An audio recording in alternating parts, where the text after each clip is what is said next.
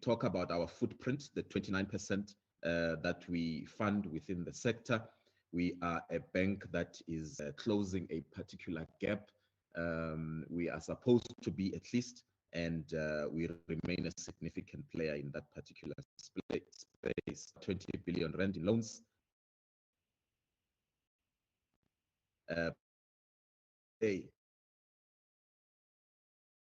Not going forward. Given that we are in a distressed position, there is no new funding that is coming to the land bank. Our non-performing loans are persisting. We are seeing a number recently that is sitting at 6.4 billion out of a book of about 45 billion. We are seeing high borrowing levels with large short-term maturities. And on the other side, the asset side, the money is sitting more on longer-term basis. The revolving facilities that we have are paid back soon after harvest, and then they are drawn down immediately for crop preparation. So the money never really goes back to lender, it goes back into the sector. So we needed to review our funding model there. Rating, the chair has alluded to the downgrades that we've experienced. We are far into non-investment grade, and coming back from that particular grade is going to require quite a lot of support from our shareholder and our clients. So those are the risks of where we are. We on the next slide, we just want to demonstrate there that we've grown our participation and our support for development, and you can see it's sitting from 2.5 billion in 16 to 8.4 billion in the financial year 2020. That's a good jump, that's a good progress, but definitely we can do more within that particular space. The next slide, Chairperson, just shows you that since 2008 up to 2020, we started from 4 years of zero contribution to development and transformation. And from 2012, you could see the orange part there that shows you that the land bank started to fund development and transformation to the extent that we are today at 20%. We feel that that's a good growth. And as you heard me earlier talking about an aspirational target of 60%, we still have a good 40% to go given where we are. But before we get there, you'll see a little bit of a reduction given that we are unable to fund the sector. And hopefully with the support that is needed, we will then be able to achieve those aspirational targets. The next slide just shows you the segmentation of our loan book. It shows you the split of the bank into CDBB, which is our Commercial Development and Business Banking Department. It shows you the CBSI, and it shows you the SLA model there. You can see that the SLA model is around 60% of our business out of that 45 billion rand book. The exposures by commodity, you'll see we are exposed to grain, livestock, and sugar cane mostly. That's mostly what makes up that 45 billion. And that is, there are other particular exposures, quite small when compared to these big ones. And you really exposed within that particular grain space. We are concentrated there, and there's efforts by the board to spread our exposure a little bit more and deconcentrate from that big almost 24 billion rand out of the 45 billion book. That's the presentation there on the loan book. What you see on the next slide, Chairperson, is the 45 basically broken into short, medium, and long term. And you'll see that there's revolving facilities and production facilities there that run, or at least that we support the sector with. Those are the ones that the farmers would pay back to the bank and immediately require readvancement. So that money never really goes back to our lenders. And you'll see in the long term, a good part of it, 54%, is resting within the sector in the form of term loans. The next slide compares the same, well, it shows you the liability side, where we get money from our lenders, and you can immediately see that what we are expected to pay within the 12 months, and if I may say the 1 to 3 years added to that, is quite aggressive in terms of maturities. We've got a lot of short-term maturities that we have to service against an asset book that is consistently hungry, that is consistently being fed, and it's recycling money. So if our lenders do not re-advance to us or roll over those maturities, immediately you are faced with a default risk, and that's partly trying to explain why we are here. A lot of short-term maturities against an asset book that is consistently chewing on that money. And that is some of the risks of the operating model that we have been running. So I'll show you later some of the solutions we're employing to try and deal with that particular problem. The next slide highlights the specific request on the annual report of 1819. It shows you the transformation disbursements there year on year, that they've increased, for example, to 5 billion against 1.5 billion in the previous year. We have reduced the irregular expenditure in that particular year. The challenges of non-performing loans, they were showing an upward sort of trend to where they are today, almost at 15%. And you're talking to the decline in the net margin from 18 to 19 at 2.7. The cost to income ratio, although not that high, you could see that it's starting to get worse, and it's at probably the biggest proportion today as I speak. And then crop insurance paid. We've paid quite a huge amount of money in terms of claims. Showing an upward sort of trend. There's a note to the chair that shows you that the sinking fund that we had has been almost depleted because of some of the liquidity issues that we have been faced with. Some of the transformation development on the next slide, you can see we've had interest rate subsidies of 58 million. We've supported women in youth to the tune of 103 million. Because of youth-owned enterprises at 19 million. Our CSI spend at 5.2, our procurement at 95%, which is 86.8, and the drought relief approved since 2016 has been sitting at 377 million. The key issues coming out of that particular financial year, we've touched on them a little bit, but there were non-performing. This is the next slide, Chair. The increasing non-performing loans, as I've said, the trend was moving up.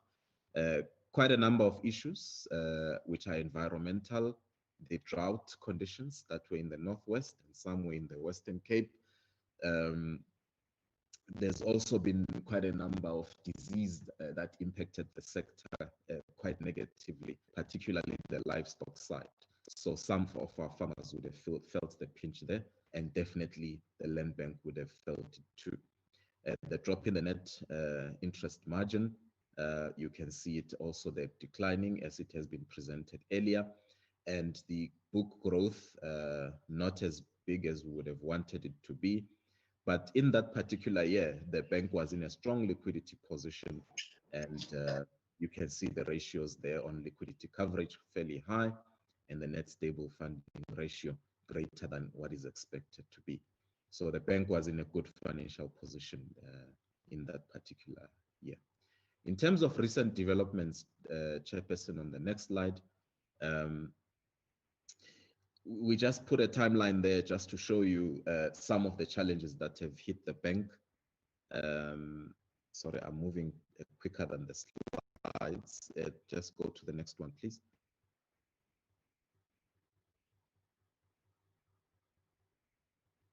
Thank you. This slide talks about the contextualization of the problem. You can see from 2015 to 2020, drought conditions, erratic rainfalls, drought hitting again the sector, disease in terms of the bird flu, listeriosis, all those foot and mouth disease impacted quite negatively in the sector. And we found that one would be able to sell winners 2 years ago at 42 rand a kilo. Last year, if you got to 28, you were lucky. And that's the significant drop that you found within the livestock sector, at least. Some of the trading was stopped. You could not even sell pigs in auctions. It was a very difficult space with this disease. Borders were closed, and some of the meat could not be sent outside of our borders. It impacted the prices quite negatively, particularly those disease.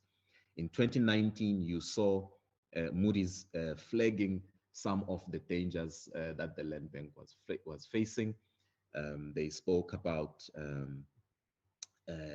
how picky the shareholder would be, given that some of the SOEs will start to experience trouble. They raised the very environmental issues. They spoke about our modest balance sheet in terms of cushioning the land bank during difficult times. They raised issues about the prolonged appointment of the CEO in terms of stabilizing the bank. And indeed, in January, that downgrade took place. And when that downgrade took place, a lot of financial struggles, were imminent. You found that some of the investors started to review their investment policies, and cash started to dry up in the land bank. When I joined in March, there was a huge scramble to make sure that we are funded. Even though we had the government guarantee, it became difficult to get money into the bank. The COVID hit at the same time in March, and we immediately had to close our doors and send our staff home. We were on the highest level of lockdown. We were not able to move. And we found that even some of the farmers, when they learned that people were going into lockdown and they were stockpiling, there were alarm harvests, which also flooded the markets, impacted the prices. We know that in March, the agri sector was facing a bit of a depression, and it started to recover in the first quarter of this financial year. Then there were further downgrades, 3 more for the land bank. The one in March was at the back of the sovereign, and all the DFIs were downgraded. And the next 2 were focusing on our liquidity issues as the land bank, and our inability to come out of default quickly, or at least our solutions protecting the creditors quicker than what is been anticipated. Even with us, today, we didn't anticipate that it would take this long to cure the default, but that's where we are. It has taken longer than we anticipated. We are speaking to Moody's on a consistent basis, and they are forever reviewing their position when it comes to land bank. And that was the last downgrade in June. If you go to the next slide, you will notice very quickly how we show you in one slide the downgrades that we experience in the global rating, which started to go down into speculative and highly speculative, and that's further into sub-investment grade, which is colloquially referred to as junk status. Our national scale was confirmed in March. It didn't go down in March, but in April and June went to low medium, which is just above investment grade, and went into speculative, which is below or sub-investment grade. And some of those reasons are highlighted there. I've already alluded to some of those. So The next slide just talks to this problem now of a bank that is in a financial distress.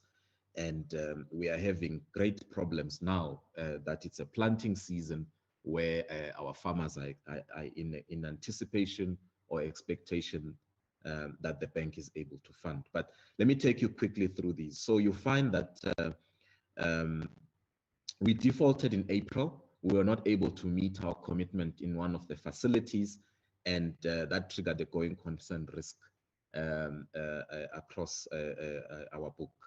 You found that we employed solutions trying to get our lenders into groupings. We went into a de facto standstill, and our funders obviously keep us honest in terms of what is happening in the bank, the things they want to see, the credit information that is important for them to be able not to have a run on the bank, but work with the bank to come out of this particular situation that we are in. We obviously ended the year 1920, and there is some projected losses in that particular year, and you know those losses are going to stay with us for some time. The credit rating, as I've alluded in the previous slide, it's not at its best. So our ability to attract funding has been severely compromised. And obviously, investors require a particular minimum credit rating for them to advance money to an organization. Given our posture, that is not possible at this moment in time. So for us to come out of this particular space, we need the support of our shareholder. We need the shareholder to enable our turnaround, to fund development, to get us out of the quagmire that we are in, so that we can get back to a financially sustainable bank as the land bank. So what are the corrective actions or interventions that we've taken? In the next slide, we applied for a recapitalization from the shareholder. This would have been ring-fenced money to deal with developmental projects. The appointment of the CEO and the CFO was confirmed in February and March of this current calendar year. In February, the bank received the support from the shareholder in form of a government guarantee of 5.7 billion. We were able to use that to attract some funding, but not a lot more, because the liquidity situation worsened during that particular time. The board formed a restructuring committee to be able to respond to the liquidity issues that were faced by the bank at the time. We appointed legal representatives, and we've appointed a corporate finance advisor who have been working with us since April and May of this calendar year. We have managed to go through a strat session even during this difficult time, and came up with a direction for the bank. We have prepared a financial stabilization plan, which responds to a number of solutions, which is the liability solution, the equity solution, and the asset solution. All of these are addressed in our corporate plan, which has been submitted to National Treasury. And we would like to thank the National Treasury and the Minister of Finance for being part of this solution-driven journey that we've undertaken. In the next slide, I just give a highlight of these solutions that I've just referred to. The liability solution, basically, this one is terming out our lenders by a period of 12 months, so that we can get out of an event of default, we can cure the default. And this liability solution depends on the shareholder support in the form of guarantee, a 60% guarantee, which sweetens the deal for our lenders to be able to move out 12 months. But all it's able to do is cure the default. It does not mean that we don't have to pay. So in 12 months' time, we've got a significant bullet amount that we have to pay to our lenders. This then will be somewhat made easier by the equity solution, where we are requesting the shareholder to inject some money so that we can reduce some of these liabilities and get back to an optimal balance sheet and the proper cost of funding for the land bank. That's the equity solution. We have put that in our corporate plan, and we have requested it as part of the medium-term budget. The asset solution is quite a big one, aims to reduce the balance sheet of the bank. It's a self-help mechanism, over 18 billion rand reduction over the period of 3 to 5 years. It's recognizing that if the state is going to come in and support the land bank, we must also chip in by using our own assets to cure our own problem. So the reduction there of non-core assets, you'll see that happening quite aggressively. We will be reducing our loan portfolio. The reduction here, some of it will be a natural attrition in that some of the farmers will move to other banks naturally, but some of the assets will be reduced purposefully by the land bank. We will also, unfortunately, have to reprice our facility. We've seen that over 10 billion of our facilities are not properly priced. There is some historical issues there, and it's always a difficult conversation around pricing, given the riskiness of the portfolio that we have, being concentrated in one sector, being a bank of gap closure, but also trying to price these products appropriately so that the bank is able to remain afloat.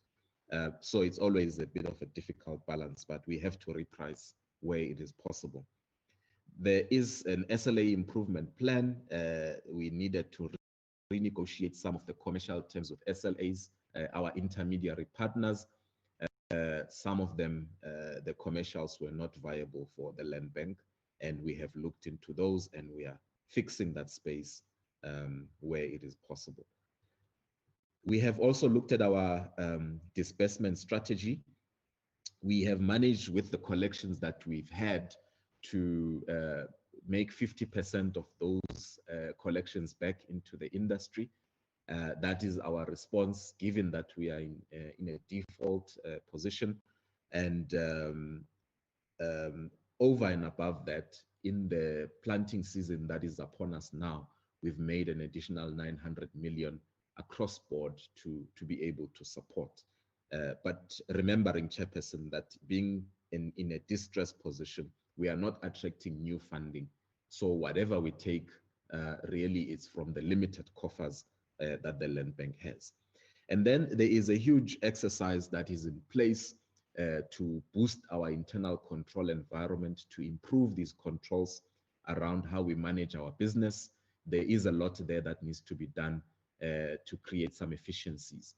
And given that our direct book is growing, we need to respond with a lot of technological initiatives so that the 100-year-old bank can also start to move into the innovation technological space where we have not been playing for a while. So soon, when we are ready, we should be able to do banking in web-based applications as opposed to manual applications that get filled in by the land bank, which take a lot of time. And before you can respond to the sector, you are in 6 months and you have not approved or declined a particular loan. So we are fixing quite a lot of things, including how we manage our collateral and so on. The next slide, Chair, just brings all the solutions that I've been explaining into a pictorial or diagram that at least is a bit easier to read. You will see there that we're talking about self-helping solutions to the tune of 18 billion rand. We are not saying we are just bringing our hands to the state. We are saying our assets are good, and to the extent that they can support us to get out of this default position, we will employ them to do so. We are saying the state must also equally support us where it is possible for them. So you'll see our intermediaries are being reduced by 13 billion. We are reducing single exposures of more than 500 million. Those are the reduction anticipated. There is 3 billion rands. There is non-food exposure. We are reducing that as well. and then selling of non-core investments. We believe that this support is going to allow other players to participate in the land bank book somehow and assist farmers where it is possible to still continue to access funding. So we're not just dumping the book. We are working with those institutions to make sure that the sector is still funded. The equity is around 7 billion.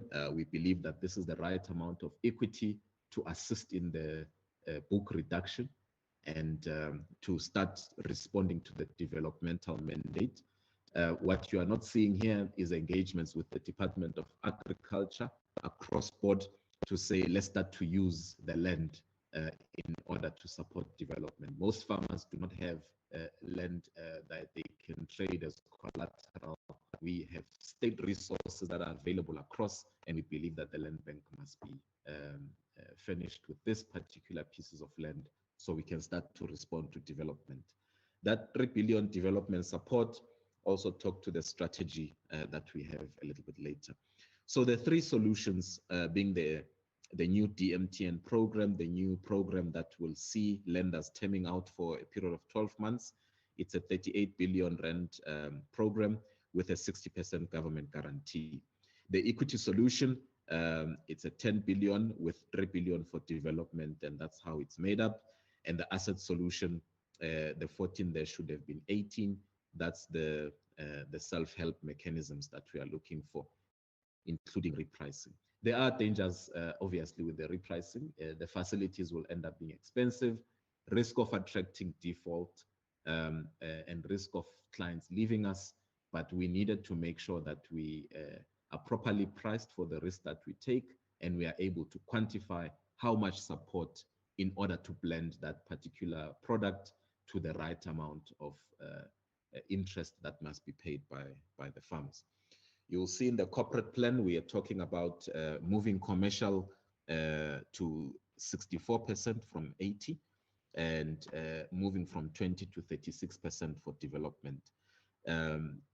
This is keeping in mind that we have an aspirational target of 60-40 in 5 years. We believe that is the right level of ambition. However, we are looking at our status today and we're saying getting there is going to require some doing from the land bank going forward. So in the next slide, we just address the implications of where we are. We stand the risk of losing the 29% that we are currently enjoying in the space, farmers being supported by the land bank. We have used our own facilities and collections now to support the sector by making 50% available, and we've increased that by another 900 million, as I've said. We have closed new applications, again, just to avoid issues of reckless lending. We cannot not have access to funds to fund the sector, and at the same time, we are busy advancing money. It will not work well for management and the board to start accepting new application in that particular space. And some of the clients are being encouraged to seek financing from other financial institutions and DFIs, a very painful reality to deal with, but in the spirit of not hampering their businesses, we believe that this is the responsible thing to do. And transformation and development in the sector is obviously being compromised by our inability to support the sector at this point in time. Quickly around COVID and how it has impacted us, this is on the next slide. So we were hit by quite a number of issues, which have outlined drought, sickness, and now of animals, and now the COVID. When that lockdown happened, a number of sectors closed, restaurants, hotel, basically the entertainment industry, the tourism industry went into shutdown mode. Quite a lot of export closed, and we were not insulated from that particular impact. The deeds office there was closed. So even though agriculture was able to keep on ticking, we could not obviously process applications. We were also in distress in beginning of April, so we've had to close our taps in terms of funding to the sector. The alcohol sales saw a little bit of a reduction in terms of alcohol not being sold, wines not being exported out of the country, and you saw a huge impact that was experienced by the sector there. So these embargoes had a significant influence in terms of our clients. We did receive 100 million rand support from the Department of Agriculture, and we have outlined how those funds will be utilized in order to support the farmers that the land bank has as clients. It is by no means saying that 100 million is sufficient, but out of the 1.2 billion that was received from the Department of Agriculture, 100 million was made available to land bank to also support its farmers. And obviously, the COVID impact is something we are yet to see the full implication of it throughout the economy. But we find that the agricultural sector has been ticking positively in terms of contribution to the economy. And since the easing down of these lockdown restrictions, we are going to see a little bit of a better performance within that particular space. But the closure, particularly of the alcohol side, was quite a challenge for the sector, and we'll see its impact going forward. Chair, in terms of the vision and going forward, obviously in the next slide, we talk about key problem areas, which I won't repeat because we are well aware of them, but we introduce the change curve that talks to our vision on how we are solutioning for all of these problems that I've highlighted in the past couple of minutes that I've been presenting. And in the next slide, you'll see a change curve, Chair. It talks about Vision 25. It recognizes where we are as a bank, as a wholesaler of money. We get money from the markets. We on-lend it via our SLAs. We then also have a direct channel, and SLAs then on-lend it to our farmers. And the expectation is that they, all those participants in the value chain must share in the economics of that whole model. We have recognized some deficiencies, and we are changing the program for the bank. So we need one to be funded for that change. So we'll be recapitalized. We have repurposed the strategy of the bank, where we want to bank the full farmer with transactional capability and amplifying our insurance businesses.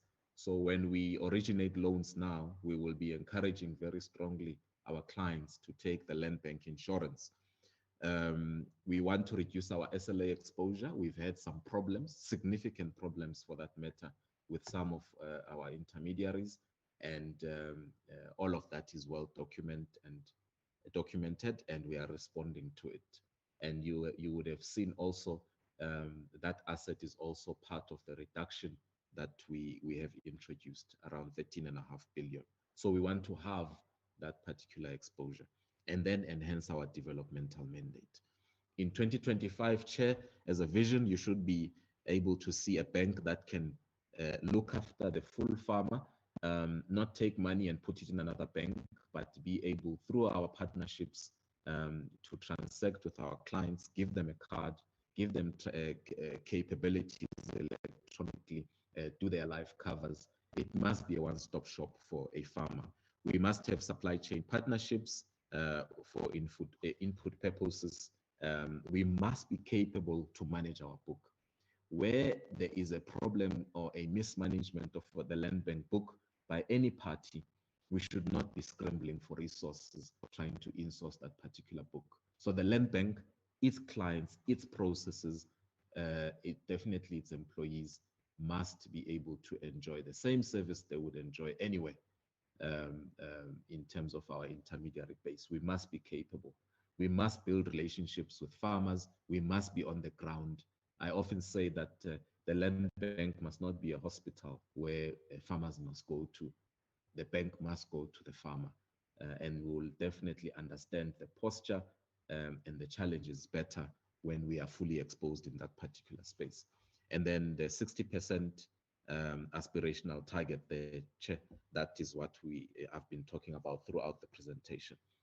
In terms of the strategic direction, on the next slide, this was built on quite a lot of engagement, experience personally with farmers, the board, the Department of Agriculture, National Treasury, a very wide engagement, even with our lenders, listening to what they were looking for. Reduced to four things, really. Sustainable land bank, one that's focusing on development, one that is client-centric and with improved control and governance. That encapsulates what we want to achieve. So we have listened to the state saying that they don't want us to keep on coming back for more money. How do we build a sustainable land bank? We have had conversations about land transfers into the land bank. We cannot be a bank that is afraid to have land in our balance sheet. We just need to be able to manage or administer that land and avail it for developmental purposes. So we are encouraging, whether it's pre or post land reform, the land bank remains a catalyst within that space to respond to developmental and transformational needs of agriculture.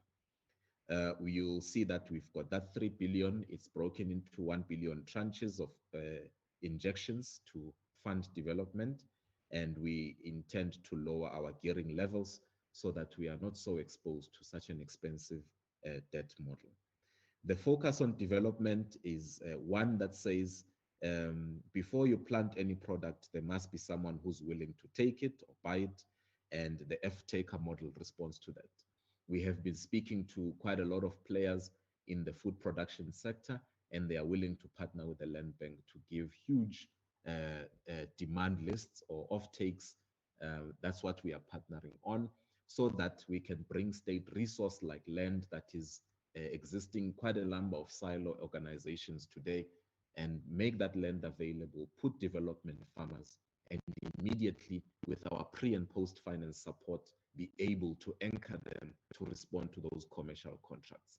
So it's skipping quite a lot of baby steps and saying these farmers must not emerge for too long. They must be supported to become commercial food producers. So we need to be intentional. We need to be a bit more aggressive. So the offtake model responds to that. We're also recognizing that we cannot be funding one farm every 500 hectares. We can integrate our farmers better. And with these huge offtakes that we are busy negotiating, we are able to integrate 500 hectare individual farmers into 6,000 or 7,000 hectares of land, which are supporting these or responding to these huge demands of food production. So our model fundamentally, or the development we are looking for, is anchored around support at the last mile, the market side. It is anchored at the support and the initiation side, where we are able to give non-financial support to make sure that the product makes it to the market. We're also looking after our subsistence farmers through e-commerce platforms. I won't spend too much time there, but we want visibility of where they are, what they are producing, in what quantities, because they are a big feeder system into the integrator model that we are looking at. And then we've looked at our lenders, our clients, and we separate or stratify them into mega, small to medium, and subsistence. And we put some perimeters there to be able to identify them. Generally, they would be able to be funded elsewhere if you are a mega farmer. Our silver lining is small to medium, and the focus of development there. And then the subsistence, not commercial, but a good pipeline and e-commerce clientele. Then improvement in the internal controls and governance side, digitize the bank's control, understand our client better, calibrate our credit models and collateral management, close relationships with farmers, and improve turnaround times. These are some of the initiatives we are putting in place to make sure that we protect and balance our book a lot better. And the next slide just basically summarizes Vision 25 into technological strength, expanded development mandate, revenue diversity, and profitability and cost management. Here, it's just summarizing everything that I've said, but you should, when you apply for a loan at the land bank, be web-based, and within the shortest possible time, we must have run the necessary checks, credit checks that are required to be able to respond to the client with speed.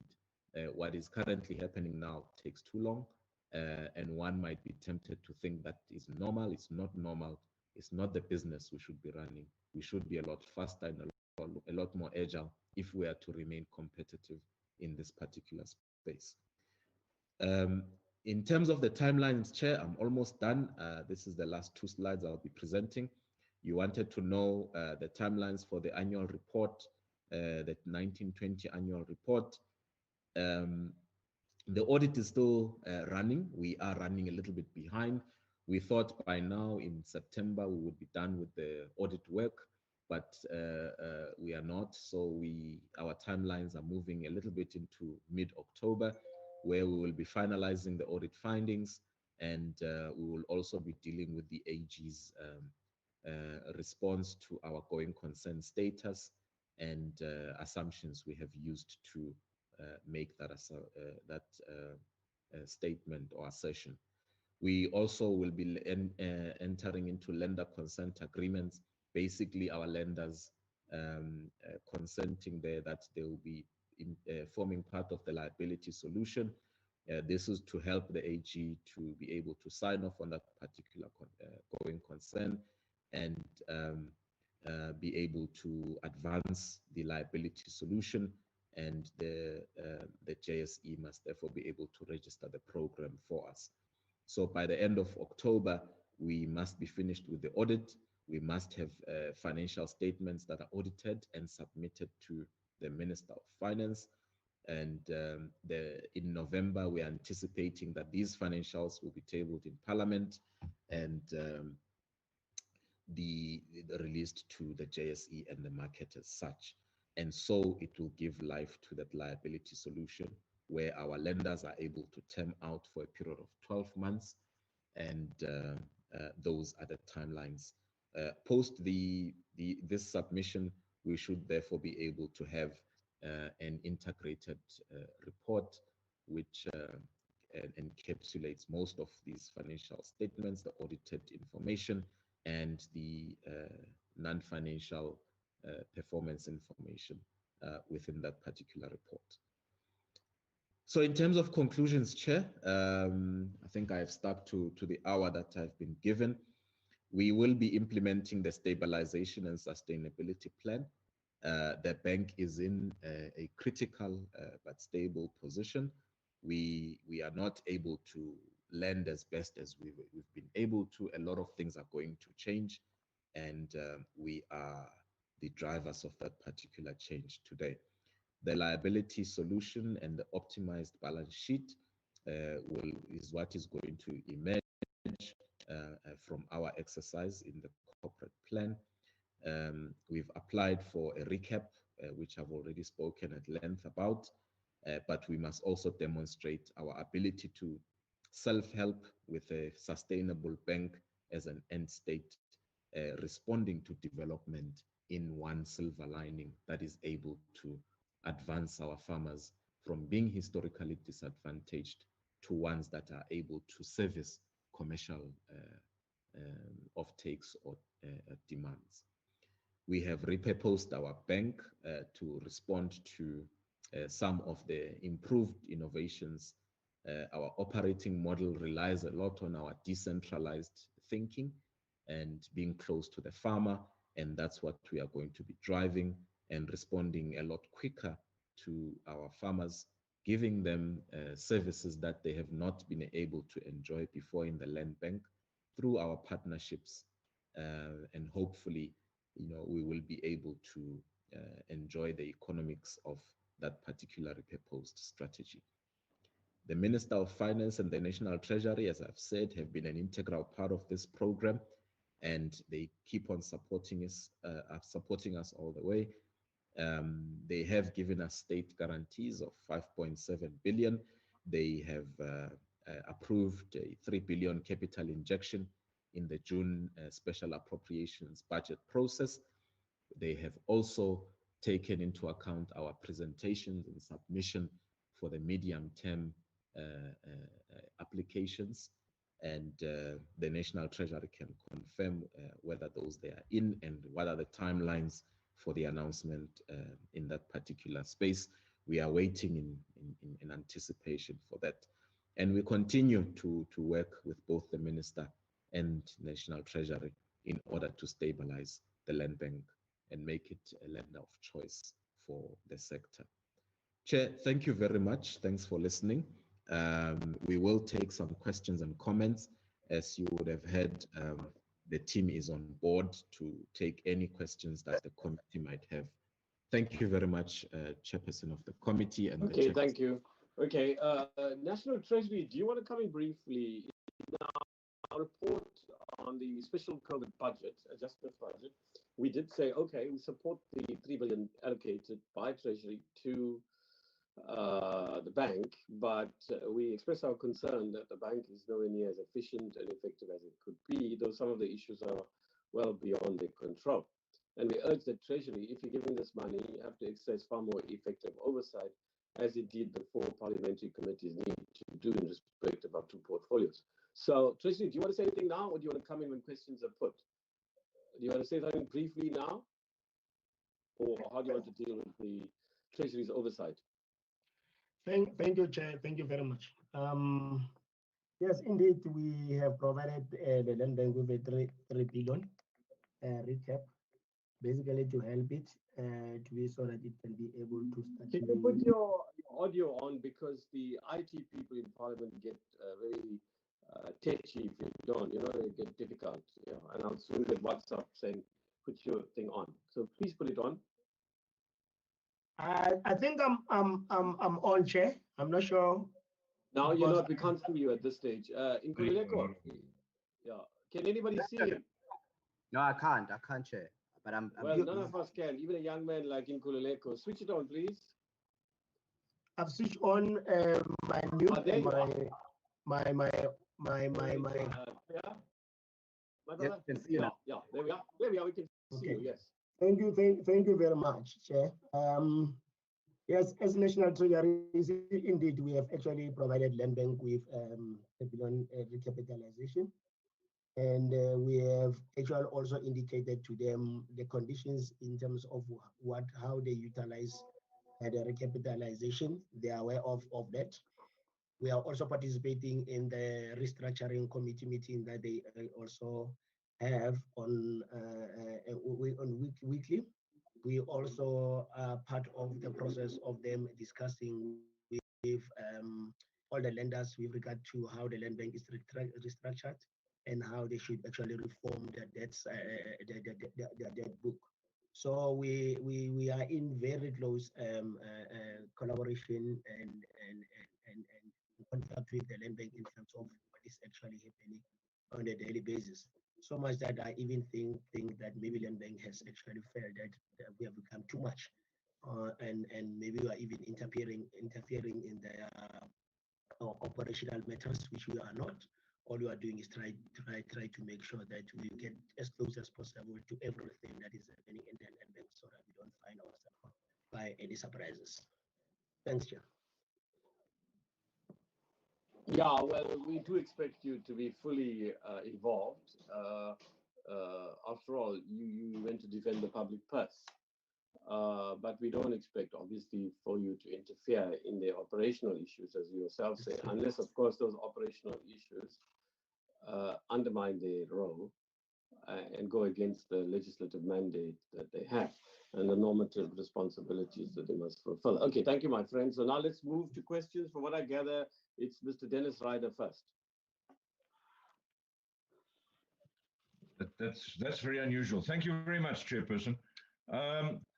Chair, yeah, I think that unfortunately I'm not going to stick to my 3 minutes, and I think that the fact that such a complex issue. No, 3 minutes is the norm, but given that we've got more time today, in fact, you could have up to 2 hours because you'd only speakers. So, I would suggest you take 1 hour and about 40 minutes and give them 20 minutes to reply. There you are.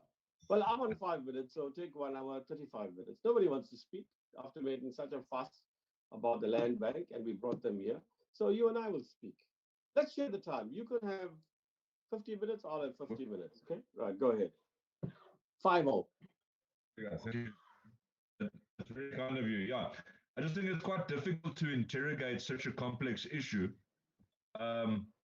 given that the presentation was only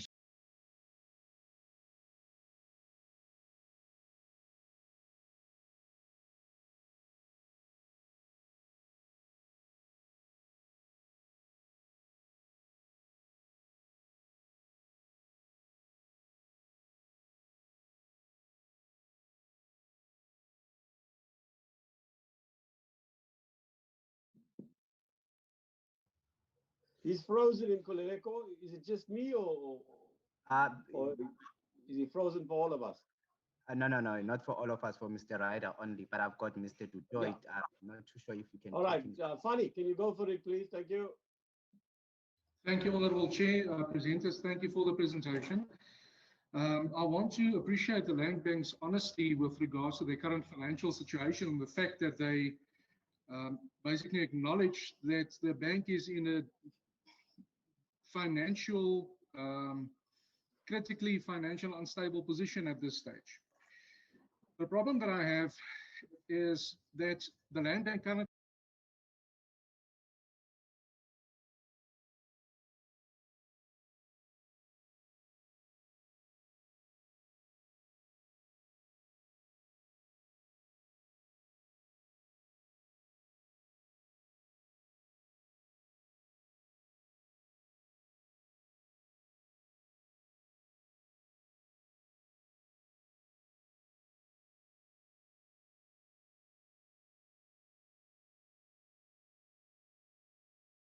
government. So that leaves us with a loss that they will still have.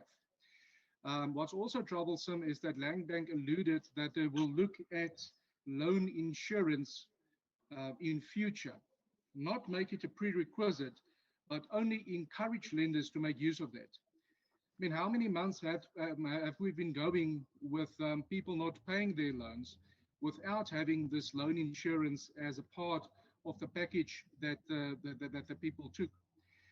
So I think it's quite reckless to provide money without loan insurance if we know that this is a high risk area. Chair, I just want to page through the documents quickly, if you give me a moment. You're in no hurry. You're in no hurry. As I said, there's plenty of time. Yeah. I noticed that Land Bank provided us with quite a few solutions, as they put it, how they are going to go about to ensure that more funds are available. But at the end of the day, we don't have any plans, concrete plans on the table that shows us how more funds will be generated in-house by the Land Bank. This is only a distribution entity that we currently have. Funds coming in and funds going out, and the circulating of funds without generating more cash to assist more farmers to get into the agricultural sector. Maybe I don't see it in the correct light, but that is the feeling that I currently have from the presentation that was provided to us. They put it here, it's just a recycling loan that is taking place. Also, something that is troublesome is the fact that Land Bank confirmed in the beginning of the year that they borrow money at a higher interest rate and lend that funds out at a lower interest rate, basically at a loss to farmers, and thus making a loss and being part of a wasteful expenditure, to put it as such. And that hasn't been rectified as up to now, because only now they are looking at implementing a new structure in future. So that hasn't been rectified at this stage. Chair, I think I will give the Honourable Ryder a chance, and then if time allows, I could come in for a second bite. Thank you. Okay, Mr. Ryder, are you back now? Yeah, sorry, Chairperson. Yeah, you go Apologies. ahead. Okay, fine. Yeah.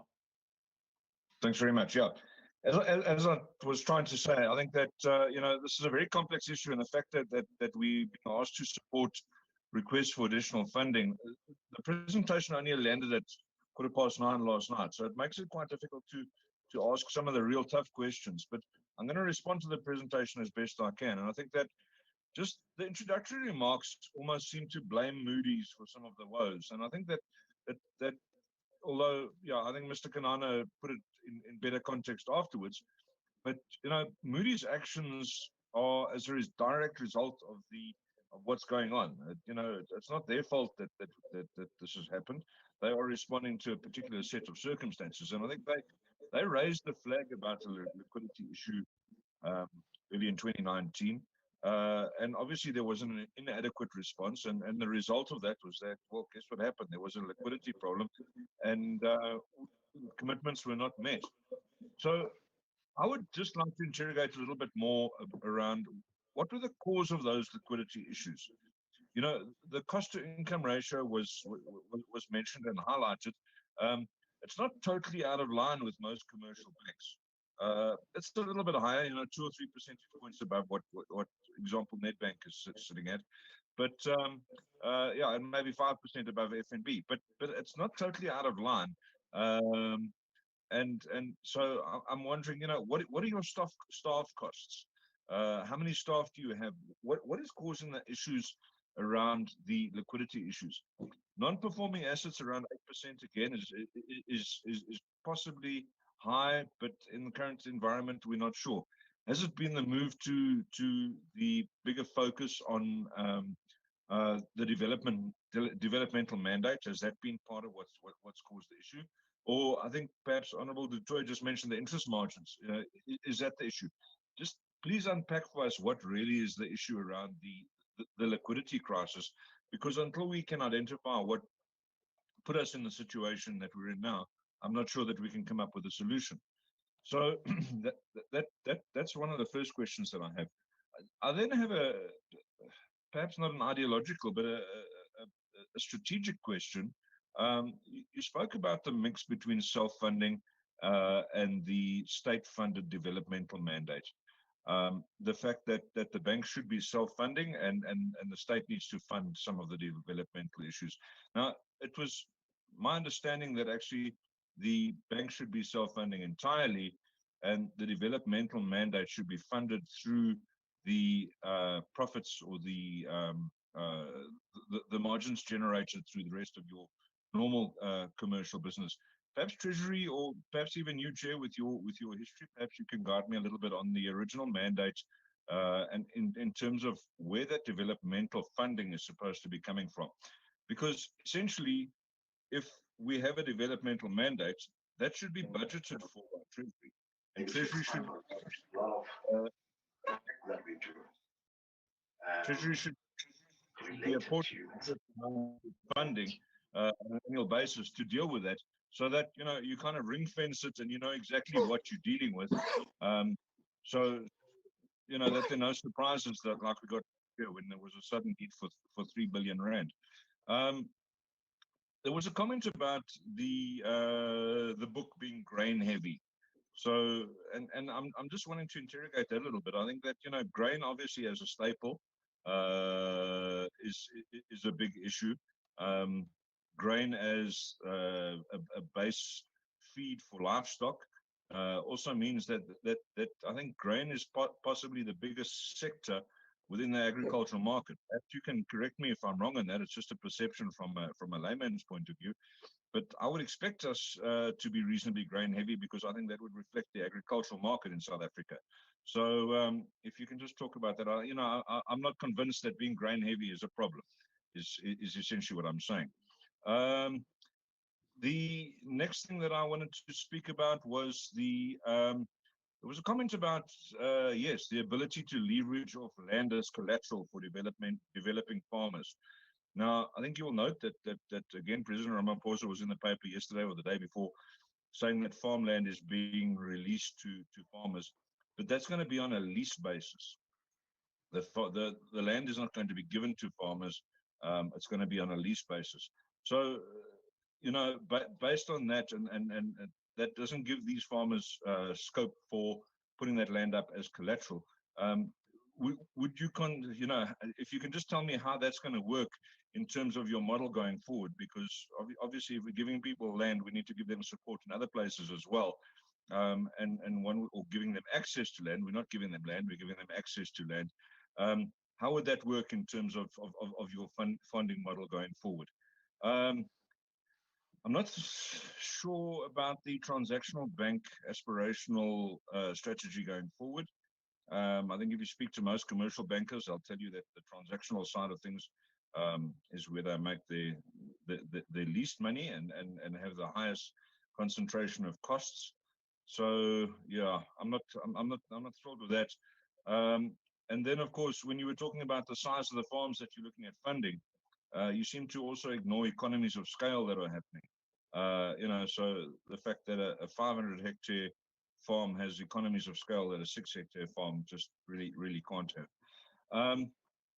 Chairperson, I then want to just know about what's going to happen in the current cycle, because obviously there's less money to lend out.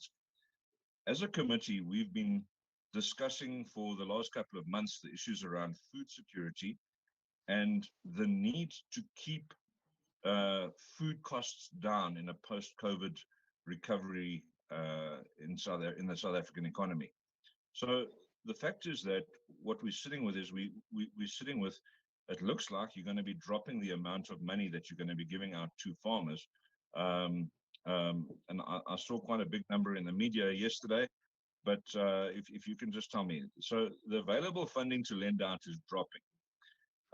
We've had reasonably good early rains in the maize triangle, certainly. And obviously there's a potential to have a bumper harvest, certainly on the maize side. Now with maize again being the staple and being the base product within animal feed, having a bumper product is going to keep the prices down, and that's going to do wonderful things for food security and the cost of food for the average South African going forward. If there's insufficient funding for farmers, this is going to raise it or create a problem, and we may end up with the development bank having underfunded farmers, and we end up in a situation where food costs soar because the crops have not met their quotas, or we haven't produced enough crops, and we're going to end up having to import or pay a premium. And it's going to obviously on a basis of supply and demand, the prices are going to go up. So if you can just give us an indication of what the current cycle is going to look like, how restricted are we in terms of the funding being given to farmers? Because honestly, the grain farmers are going to be starting to look for that funding right now. And then as my last point, Chairperson, Mr. Lefense made quite a worrying comment. And I'm not sure if it was a throwaway or not, but he said that, the land bank may feel that we're spending or we're watching them too closely, etc. And I would like him to just expound on that, if there has been any resistance experience, because we've seen that happening in other state-owned enterprises, where, for example, Treasury has highlighted the fact that Eskom has resisted oversight and such like, and we've seen the consequences of that. So if Mr. Lefense can perhaps just expound on his comment a little bit and tell us, has he felt real resistance, or what is the actual situation on the ground? Thank you for your indulgence, Chairperson. Yeah, okay. There's so many questions here that I think let's pause, Mr. Maloto Arthur. Yep, and you can answer. Yeah. Why don't you take these two lots of questions? Now, I know, Mr. Ryder, you've spoken for like 2.5 hours, but I fully expect that one day I will read a statement to the media about how you are suppressed.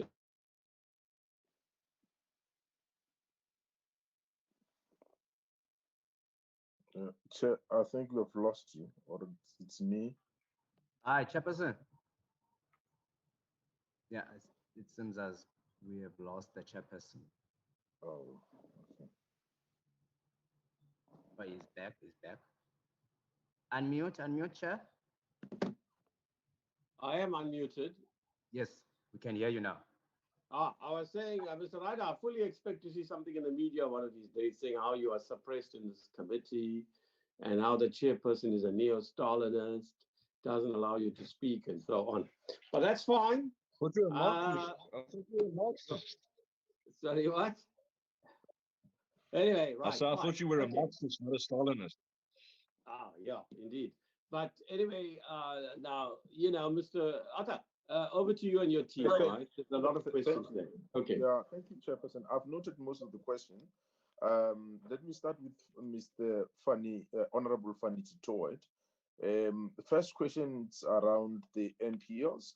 I would ask the CEO just to explain the origins of these NPLs and the trends that we have observed. The second one is on loan insurance. I would ask the chairperson of the insurance company, who happens to be also the lead chairperson of the board, Mr. Dudu, to talk about loan insurance to the farmers, to encourage farmers to take insurance. The third question from the Honorable Dutoy was on concrete plans of generating funds within the land bank instead of just continuing to recycle what we have. I'll ask the CEO to answer that question. And then the fourth one, it's by Honorable Dutoy. It's around our cost of funding and the repricing. I'll also ask the CFO of the land bank, Ms. Kensani Mkari, to answer that question. But coming to the questions of Honorable Dreyer, he wants to understand the real causes of the lead crisis that have been faced by the land bank. I'll also ask the CEO just to go into some detail around it, and we can reinforce him around the issue of the origins of the liquidity crisis faced by the land bank, because the Honorable Dreyer is of the view that we might be shifting too much blame to the to Moody's, which is not the case. We're just observing the cause and the trends, actual fact, what happened. He also wanted some explanation around NPLs. Are these NPLs as a consequence of us increasing disbursement to development? And I'll ask the CEO also to talk about the NPLs that we have seen. They are not necessarily in development. They emerge from emerging farmers, actual fact. I mean, sorry, not emerging farmers. They emerge from established commercial farmers, a huge chunk of that, but we can talk about it. The issue of the dual mandate, I'll ask Sydney Soundy, who is the executive responsible for strategy, to talk about, to respond to the dual mandate. The issue of us being grain heavy, I think 60% of our book, it's made of grain. I'll ask the CEO to respond to that. The issue of the lease, the land that has been released by Agriculture and announced by the Minister of Agriculture, with regards to the leases and the issues of collateral. I'll ask the CEO to respond to that, together with the issue of the transactional banking. I'll ask the CEO to respond to that, and even on the economies of scale, food security and food costs. I'll ask the CEO to respond to that, and that the second one being that he's of the view that we have restricted funding to commercial farmers, and his observation is that we have received significant rain, particularly in the maize triangle, and that we might be experiencing bumper crops. The last one is to Lefense Radikaledi. It's whether the land bank has cooperated with the National Treasury. Chair, let me just make one remark and give the rest to the committee to respond to on this last question. The land bank, when it realized that it was facing this liquidity crisis, immediately formed a restructuring committee and sought the services of ENS to become our corporate legal advisor. and RNB to become our corporate finance advisor to try to deal with some of these challenges. We then immediately wrote a letter to the DG of National Treasury, inviting the DG, actually requesting the DG to second a person from National Treasury who will sit in the restructuring committee of the Land Bank, so that they can have a clear line of sight on everything that we do. So there's nothing that we hid from the National Treasury. So we have cooperated well with them, but Mr. Lefense can attest to that. But let me hand over the questions in the order that I've alluded to. The first one being answered by the CEO and then the deputy chairperson, and then we can go in that order. And, okay, and Chairperson, yeah, Chairperson, my apologies for a major oversight. We are also joined by the chairperson of the risk committee of the Land Bank, Ms. Suland. Okay, thank you. Okay, over to your team. Let's get cracking.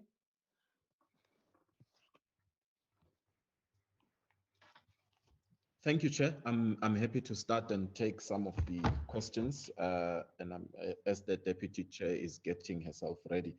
To Honorable Detroit, yes, we have done the best to give an honest account of the situation as we know it, and given the time that we've worked on it, we have seen quite a number of things that we obviously could not put all of this in the presentation, but there is detail and plans which are responding to the problems of the land bank as we have them. In terms of the NPLs, and I use the number as at the end of June, you're finding that there's quite a good split of our corporate and development book, which is just over 2 billion rand out of that 6 billion. And it's a mixed bag of clients. Then you've got one of our SLA clients at 2 billion and another one at about 1 billion rand. So just the numbers I've highlighted are concentrated within a few, and they come up to about that number. I have raised my concerns internally with the team to try and look and stratify this population on loans that can be salvaged.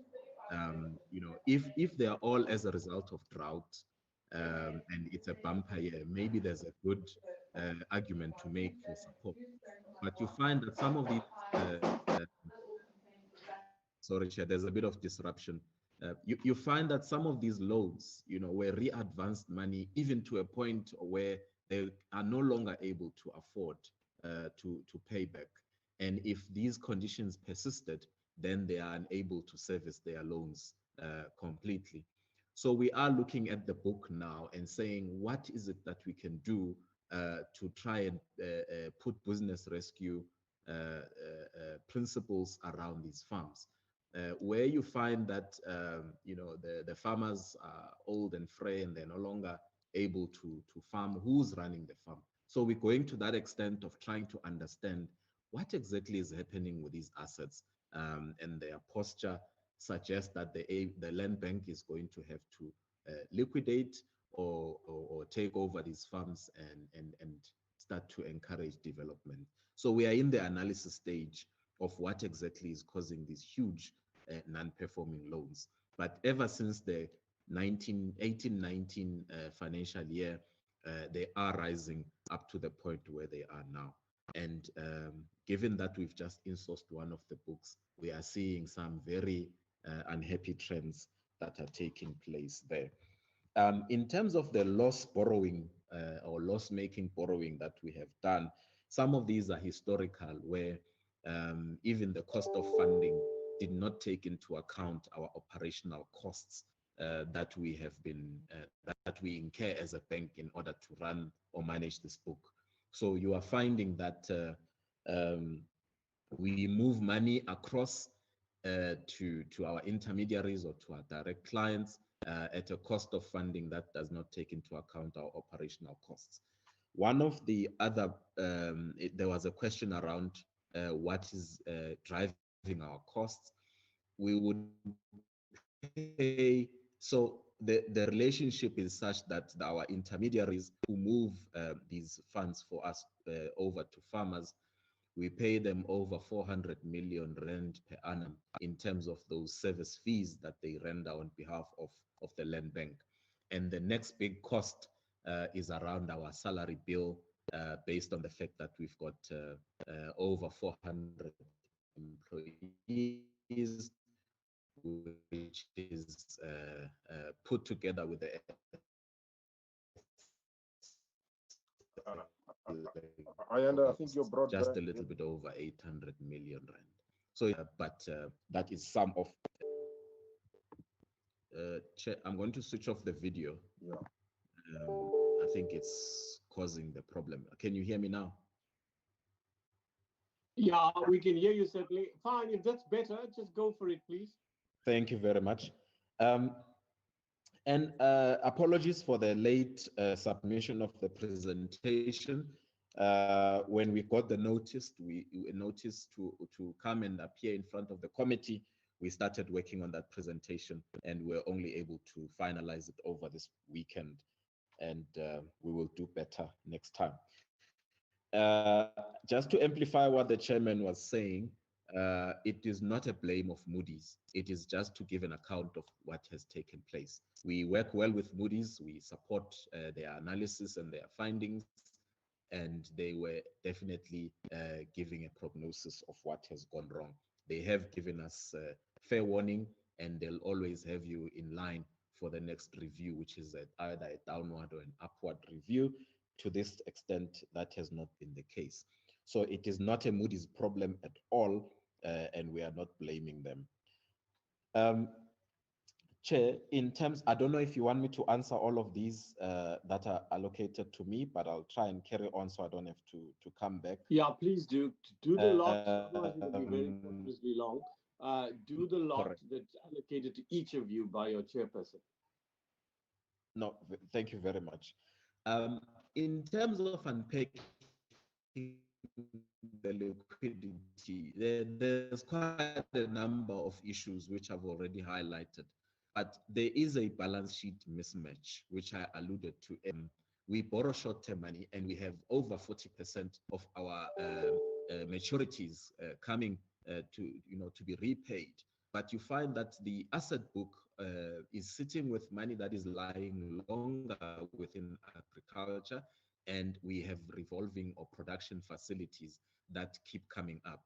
Now, if the farmers are paying and immediately they draw down, the only way for us to be able to pay our lenders is through refinancing or getting new money into the bank to be able to pay the other lender.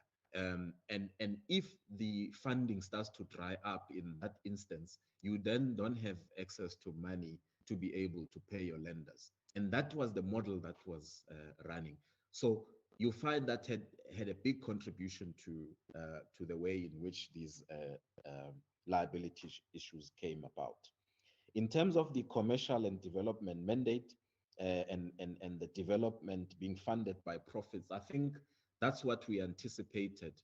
But if you are sitting with 6.4 billion of your book being non-performing, and you are sitting with under costed assets, and you are not able to fully cater for your operational costs, there's no way we can expect those profits, which are accounting of profits, by the way, to fund development. The development need in this country is far bigger than profits of the land bank, which at a turnover of 1.2 billion in one of the years, we will not be able to do justice. We need to be a lot more intentional about funding development.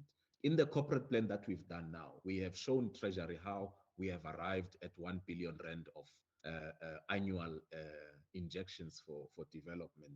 That is not even enough. It is working of 400 grain farmers who are being who we intend to support. And if any of those farmers don't have land, and we have to buy land for them at 13 million rand facility, just on the land alone, the repayment is too high.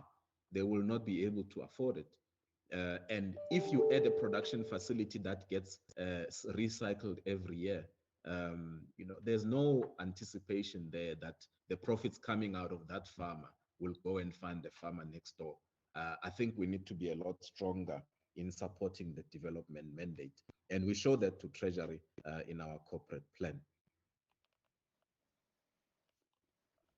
In terms of being grain heavy, it's not entirely a problem, except when it's concentrated in one or two clients. And if anything happens to them, the bank catches a fever.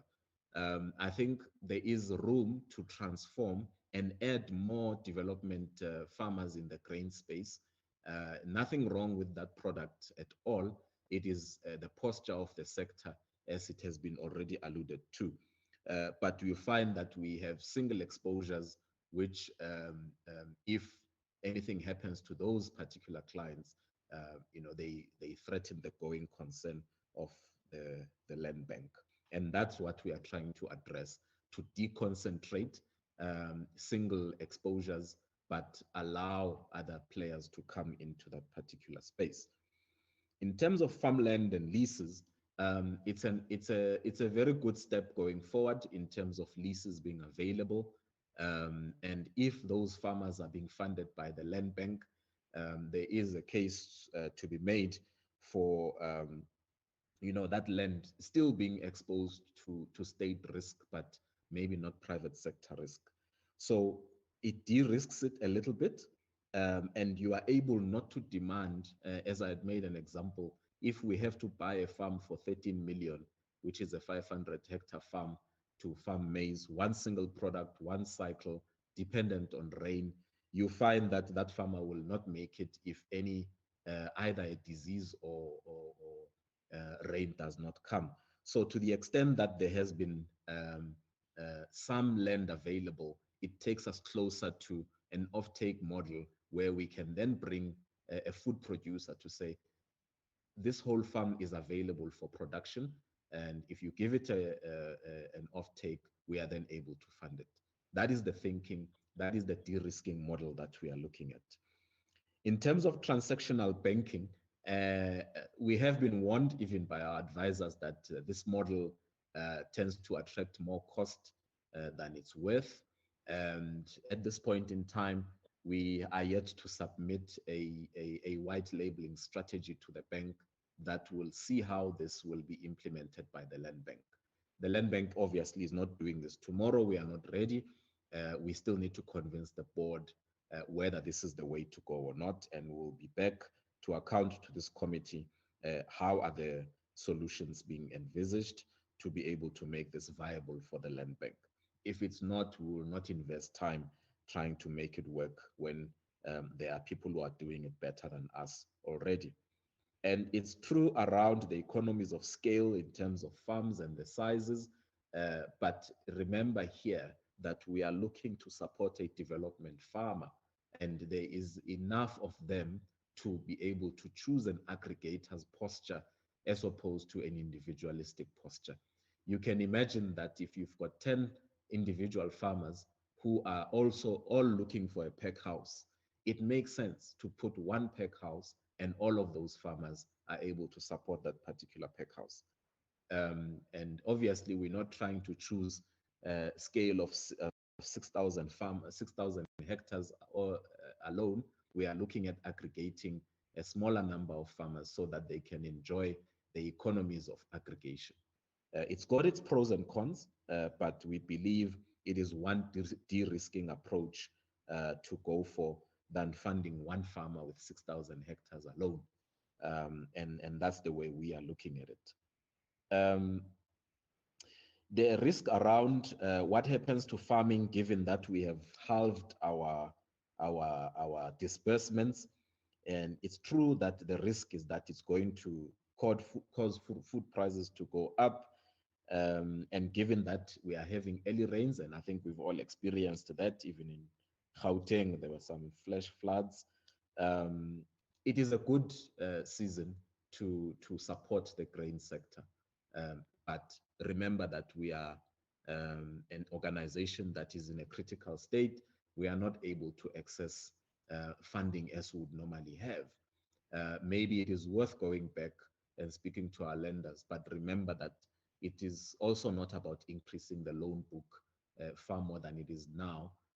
We need to create comfort. The lenders have to see the corporate plan, and maybe the funding lines will open. Once the funding lines are open, they also have the same appreciation of the problem that we are having.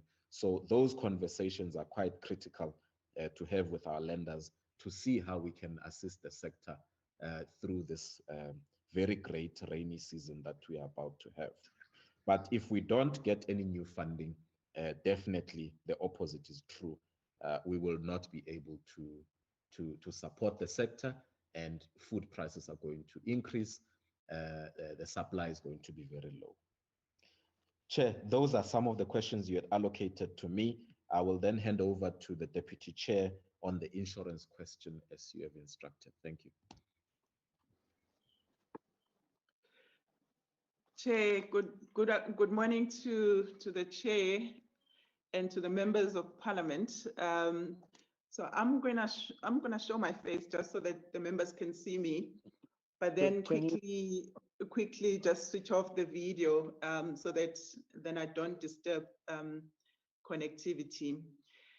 So the question that came, Chair, was about the fact that at this point in time, Land Bank is not mandating that each loan that gets issued is coupled with insurance cover. And I think the comment from Honorable Member du Toit was looking at this as being irresponsible even. But I need to share with the members, Chair, that historically, those that have been around, and we know that Land Bank is about 100 years and slightly more, but maybe 95 of those years, those that have been around will recall that Land Bank used to mandate that each loan that gets issued is coupled with insurance cover. So that was a mandate, it was mandatory, and each loan had to be covered. However, you'll recall that in 2015, when the two insurance companies of the Land Bank came into being, the regulator had to regulate that each client must have choice as to where they get insurance cover. And that was just to encourage competition. As a result, Land Bank had to stop by regulation, mandating that each loan that gets issued be covered by the Land Bank, because then it would go against competition. So what it meant, colleagues, is that a client had the responsibility of going out to seek cover, and they could get this cover from any other insurer out there, even though they are carrying a loan, the loan that's been issued by the Land Bank. So, and that was by choice as well, because the client has now got the choice to decide how much of the cover that they need to be able to cover their production loans, but to also cover the loans that they get from the Land Bank. So that's what happened in 2015. But you might recall what the CEO alluded to earlier, colleagues, when he was saying, Chairperson, you can't see Ms. Hlatswayo. Yeah, that's because she claims that she's got a video problem that undermines her capacity to speak clearly, audio. Okay, she said that, yeah. Well, look, yeah. I'm not an IT person, and if IT has a problem, they can negotiate. I'm not sure what we do about that. Okay, thanks. Thanks, Chair. So if I could continue, Chair. So the CEO did indicate earlier that the Land Bank is now working very closely with the Land Bank insurance companies, the short-term insurance company, as well as the life insurance company, through what we call a bank assurance model. Basically, what this is trying to do is to make sure that we provide what we call a one-stop solution at the point of sale. Whenever a client comes forward and they are seeking a loan from the Land Bank, at the same time, we provide them with all the other solutions, including the insurance cover. so that the loans are also covered. So that's also by choice. I mean, the client will still have to decide, because the regulations are mandating that we should not force the client as such.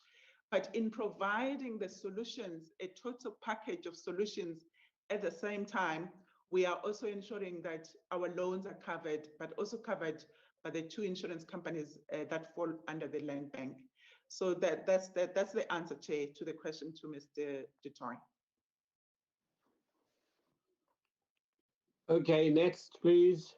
Who's on now? Yeah, There's no need for me to say next, please. After your team will just flow in one after the other. Yes. I'll ask Mr. Sydney Soundy just to explain in quite detail the issue of the dual mandate, particularly the history around the interest rate subsidy and the thinking around the blended finance model. Thanks, Chair. Members can see my face, I hope. Yes. So, yeah, the CEO has already covered some of the elements relating to our dual mandate. I think it's important to note, members, that as a DFI or as a bank, our cost of doing business really relates to funding. So the way the bank is funded is crucial to how it is able to progress and advance its own developmental mandate. And to the extent that the bank is highly financed through debt capital markets, means that the cost of funding is fairly high. And when you lend this funding out to customers or to clients, you need to lend it out at a profitable level. So already if you start with your cost of funding at levels that the cost of funding for the bank are at, it means that there are two potential issues around that. That you either are priced very highly in such a way that you price yourself outside of the mandate that you're supposed to provide, particularly for development farmers. Because if you look at development funding in itself is expensive. Let me just address perhaps three aspects that relate to that. The first one relates to the risk pertaining to the development segment, in that we're dealing with clients that are starting off in farming. They don't have the track record that commercial established farmers have. So to that extent, already from a risk point of view, from a potential bad debt point of view, you need to accommodate for that. Secondly, these farmers, because of not having that track record and the history, they are not generating from the beginning sufficient revenues and income.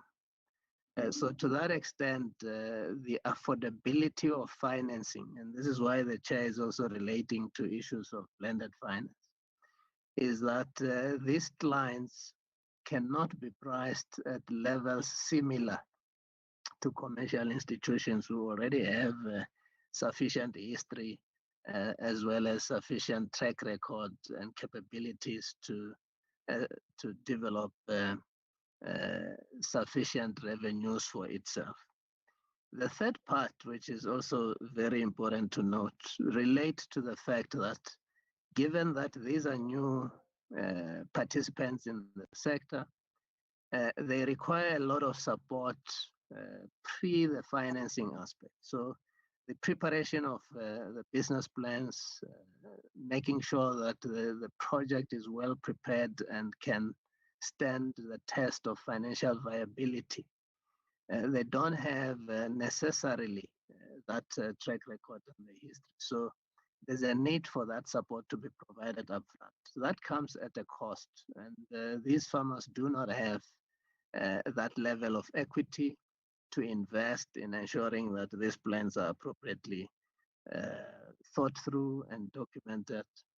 Secondly, in relation to that particular support for these new farmers, once they have got their finance, there's a need for extension services, ensuring that their operations are supported technically, because most of them don't have the technical skills that would have come with established track record.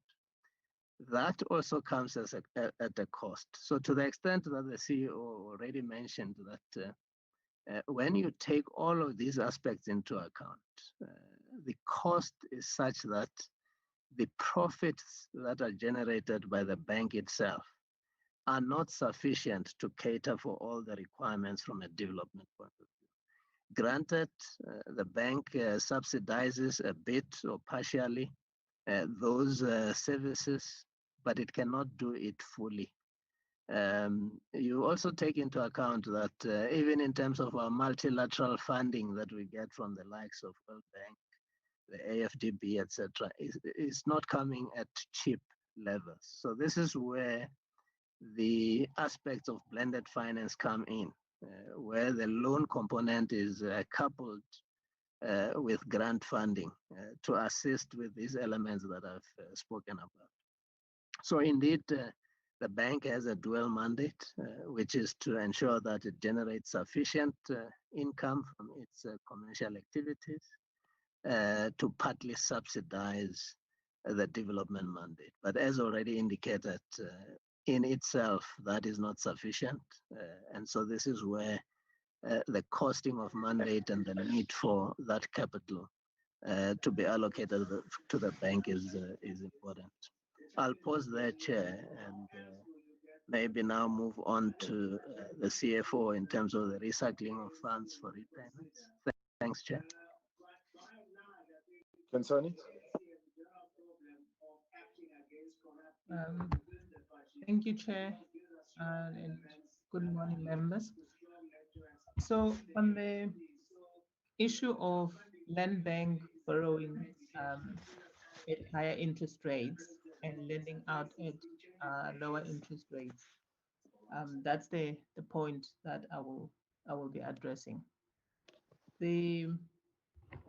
So land bank as an organization strived and continues to strive to be financially sustainable, and the core part of it being a lender is for us to be able to generate positive margins on the money that we lend out to our clients, and that's what we currently do. What we have, however, seen is margin compression over the years. So, and I think my colleagues have actually alluded to our funding model and how we utilize our funding. So we basically currently have a massive funding mismatch between the assets, which is the loans that we give to our clients, as well as the funding liabilities, so which is how we generate our funding. We're currently sitting at about 8 years on the loans, and then around 3 years on the funding liabilities. So which means we basically need to close the gap. Adding to that is essentially the funding model, which, and I think the CEO alluded to the fact that we currently sitting at around 40% short-term funding versus around 60% long-term funding. At some point, the bank was sitting at over 80% in short-term funding, which means you basically are funding long-term assets with short-term funding that you continuously have to refinance. In a strive to basically match our funding to our loans, the bank took a strategic decision to lengthen the tenure of our funding. And as members would be aware, short-term money it's much cheaper than long-term money. So as we were lengthening the tenure of our funding, what we saw is our margin slowly eroding. And because of the nature of our contracting, we were not able to immediately pass on the increased funding, cost of funding to our clients.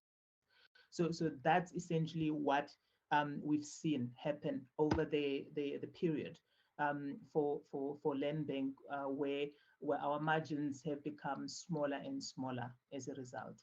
Obviously the downgrades that we've seen in the recent past have also resulted in our cost of funding increasing.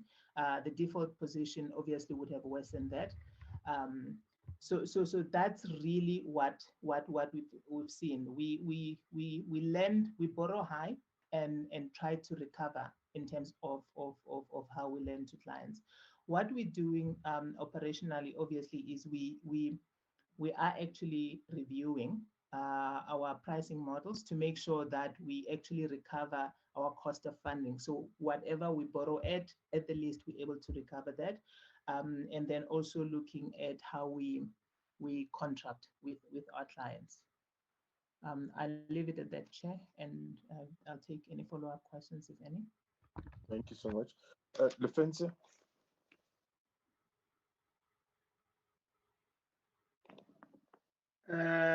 Thank you, Chair.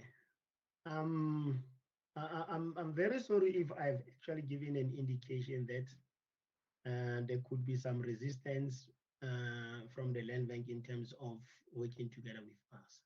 No, it's not like that. We work very well with the land bank. We participate in everything. They share with us all the information that we may require from them. So basically, the relationship between us and land bank is very cordial. So if I have given that impression that they may be resisting, I'm very, very sorry to actually maybe put it that way. Thanks very much. Thanks. Let me just share before I hand over back to you. Let me just go back to and reinforce on the question that has been posed by Honorable Dreyer with regards to the real reasons for the liquidity crisis of the land bank. I think we have said it in the past. What Moody's observed a number of things. Firstly, there were climate risks that they alluded to. That one, they have observed that there was persistent drought, and that there was also the issue of, and I want to use the exact language, uncharacteristic hail in usually hail-free areas. That's what they had also observed. They observed the frequency of disease outbursts, and fourthly, they also observed that our non-performing loans, NPLs, what you referred to as bad debts, that there was an increase in non-performing loans, and lastly, not lastly, but that they also observed that the land bank had agreed on Basel capital adequacy ratio with the lenders of around 15%, and that our actual capital adequacy ratio at that time was around 16.4%.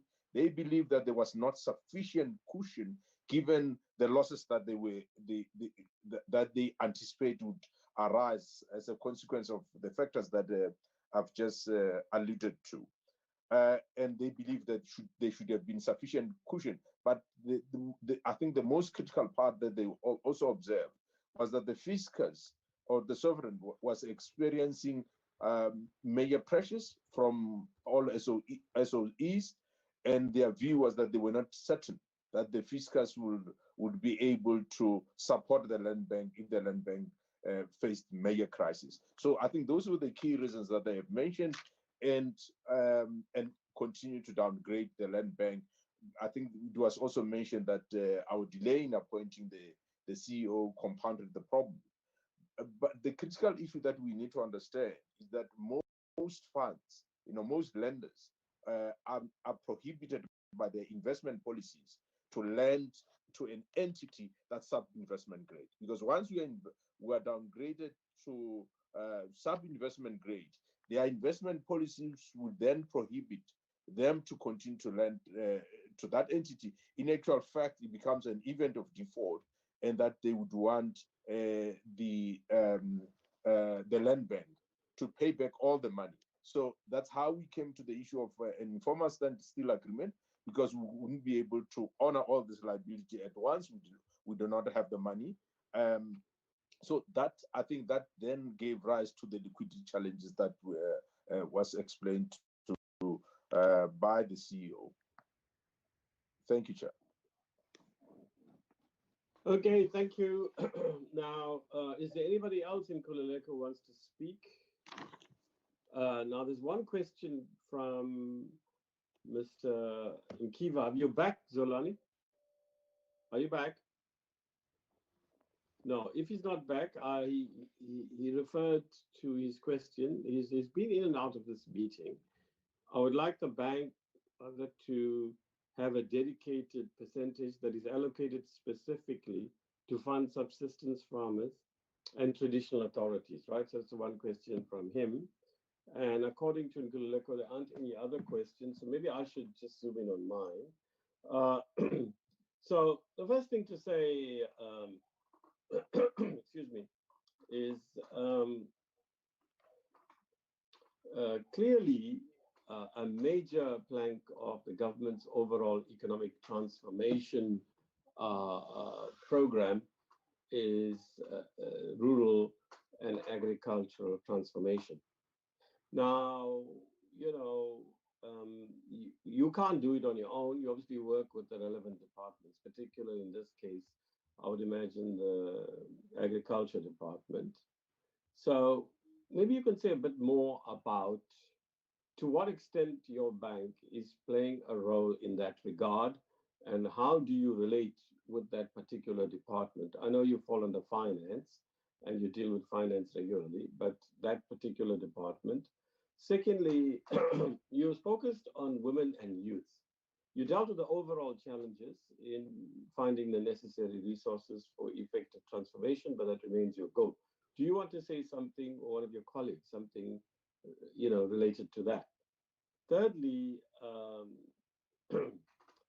you've asked previously for 5 billion. You got 3 billion. You're still hoping to get more. Now,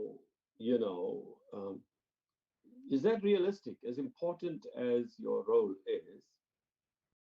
is that realistic? And firstly, as a committee, we feel, as you'll understand, you were involved in the finance committee and you've chaired several parliamentary committees in your time, so you know the score. You would say the same thing if I was sitting on that end and you were here. Well, yes, overall, you are playing a very important role. You have to play a more important role, but you have to be more effective and efficient in how you manage the country's limited resources. There ain't any money, you know that.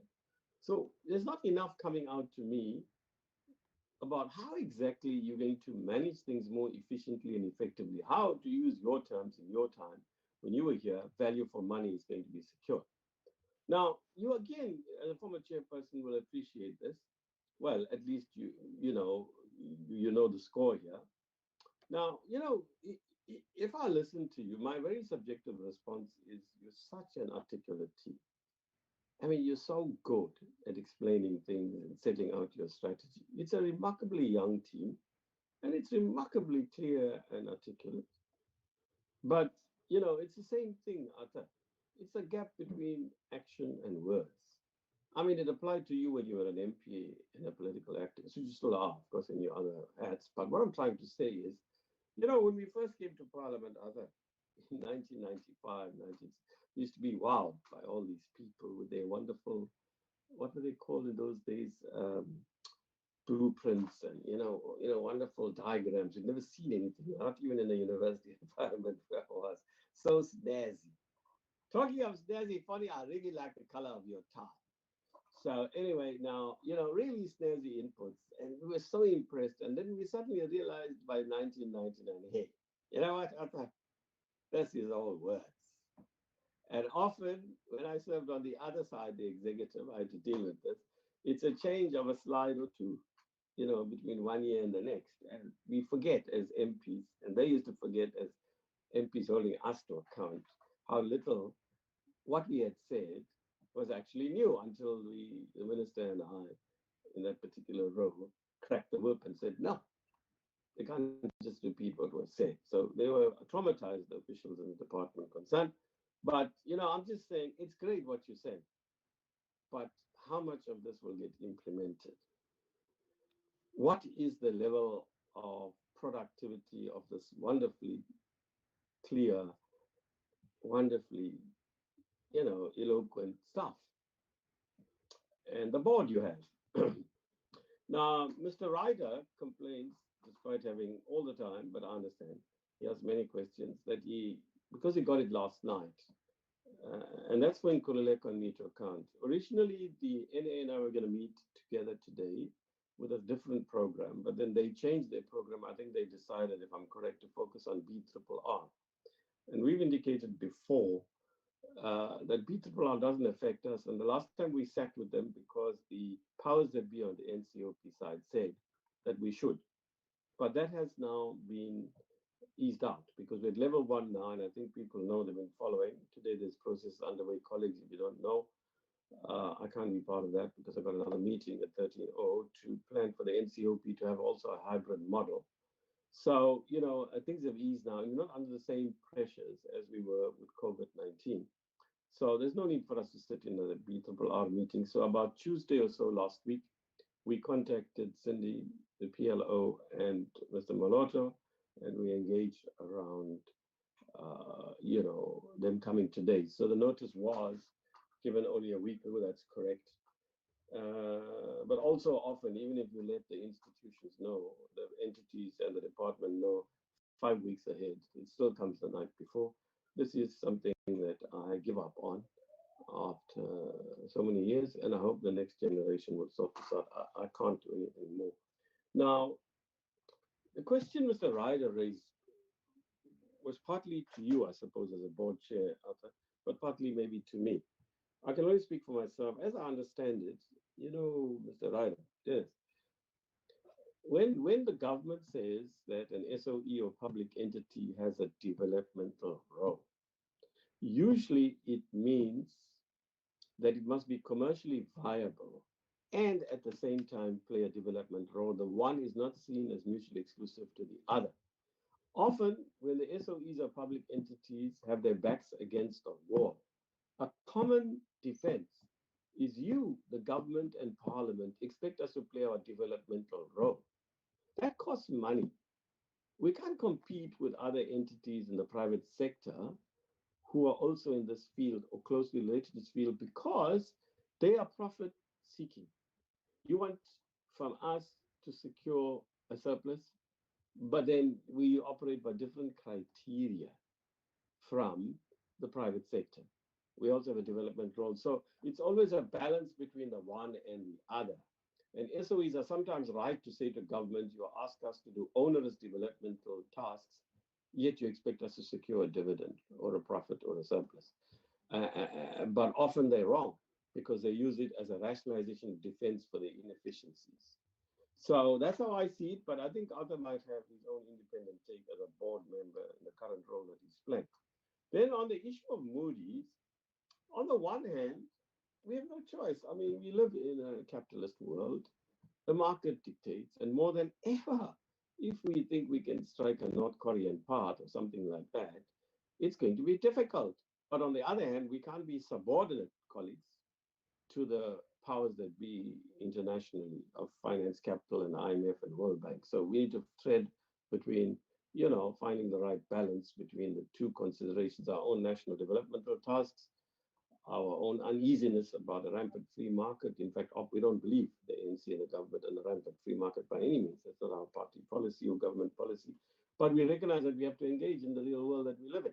So yes, we have to do what we have to do to meet the needs of the rating agencies. But on the other hand, it's not as if the rating agencies have some objective measure for criteria. So again, we need to find the right balances between the two. Moody's is not God, but at the same time, they can't be ignored. So we need to find the right balances is what I'm saying. Now, the other issue that I wanted to raise was, so on jobs now, there's a lot of, it doesn't come up today, Mr. Mr. Moloto and colleagues from the bank. There's a lot of like argument in this committee, and I'm sure other committees, and in particular the other portfolio on agriculture, that the bank and the government tends to, well, I don't know what's the word, undermine or not take seriously enough the needs of established farmers.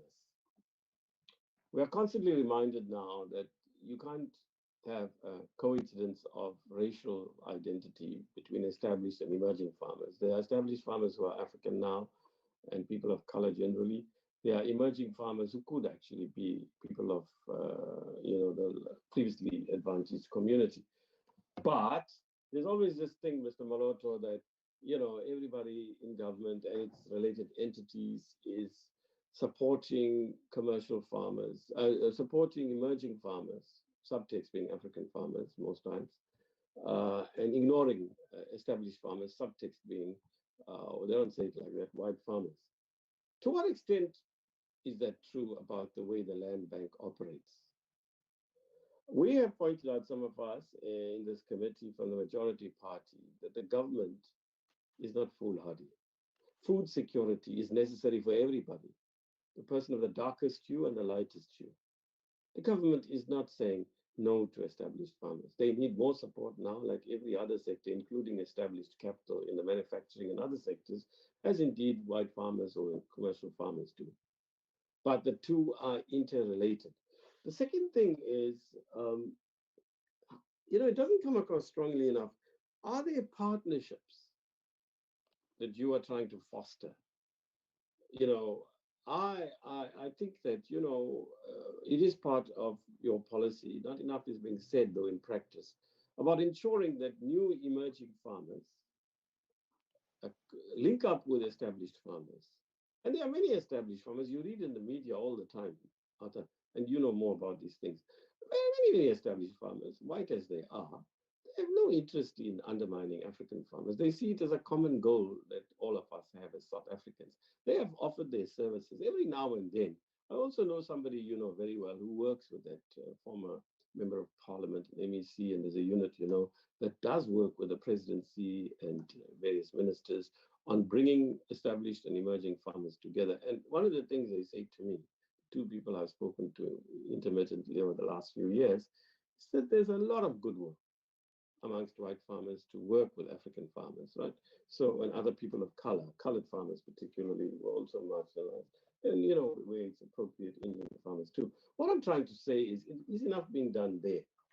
And then, look, the other issues I think have overlapped with the questions already asked, although sometimes obviously it's for different reasons, but I think I'm not going to cover that now. So unless Nkululekos come to me, and I see nothing in the hands up there when I look just before I've started speaking. So I take it, Nkululeko, is there anybody else? There's so many WhatsApps that comes to all of us. All of us MPs now, and I'm sure in your case, we get endless WhatsApps. Like in the few minutes that I last saw it now, I can't even find you. Endless WhatsApp. Right. Which is related many times to work, but often not so. No, there's no other question according to the management WhatsApp with Nkululeko. So if that's the case, over to you, Mr. Moloto, and your team. And then if anybody else wants to speak, they can come in after that. Otherwise, we need to tie up. There's no use having a meeting just for the sake of nattering on up to 12 o'clock. We too, as MPs, Mr. Moloto, my view has consistently been, perhaps I should raise this yet again, it's not enough for us to hold you to account as a board. It's not enough for us to hold the executive to account. What do we do as MPs in our constituency? What are we doing in practical terms as MPs beyond, like the words that we utter here, the endless spouting of words here? What do we do? So we must also be held to account. We can't be held to account by you, but, strictly the citizens out there. What are we doing? So, I think we've covered the ground for now. What I also want to plead about, finally, and as a chair, you'll know I have to do this, and it's a correct thing. Look, you guys have now had a lot of latitude, really. I know the difficulties, we all do in different degrees. You must deliver your annual report by the end of November for your own credibility, for the government's credibility, and for the fact that Parliament has to hold you to account.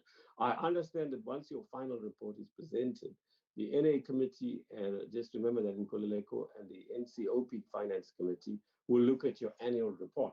The Appropriations Committee looks at your more operational issues, meaning they will look at how much of money you've allocated where and so on. And you know how the two committees work. But for the annual report, that falls, as I understand it, under the finance committees.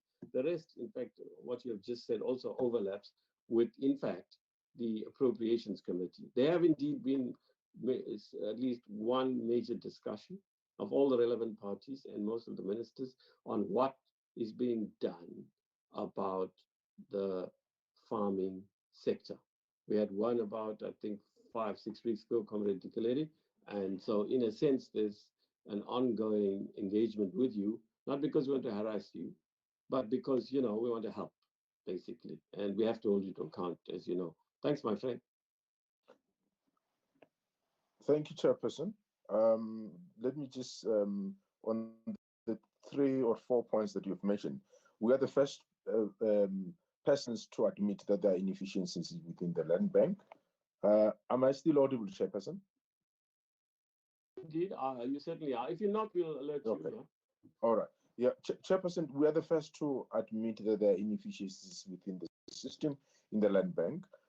Just by way of example, there's been a consistent complaint from farmers, emerging farmers particularly, that our turnaround times on our applications are just long. To the extent that the board met with provincial managers to try to discuss this issue and to go to the root of the problem. And we were made aware that there are just too many touch points in the system. This one requiring the same information gets updated. So we met with all provincial managers because we are concerned about the turnaround times. In some instances, one application I came across, it took more than 6 months. And in a normal banking environment, that should have taken less than 2 months or even a month. So those are the inefficiencies in the system. And the CEO, our new CEO, is now focusing on that to ensure that we modernize our system, because they're archaic and they are just outdated. Nobody uses those type of systems anymore. So we need to modernize our IT system, our IT platform, to ensure that we become efficient and responsive. And the second issue is that a lot of the decisions were being taken at head office and very little at the provinces. The provinces were just becoming post boxes and sending things to the national office, to the head office. So the decisions that have been taken now, and which is spearheaded by the new CEO, is to ensure that decision-making powers are devolved. Certain decision-making powers are devolved to provinces so that they can take those decisions and approve or decline applications of clients, so that we can have this quick turnaround times, which I think we are known for slow responses, and that we need to acknowledge, Chairperson.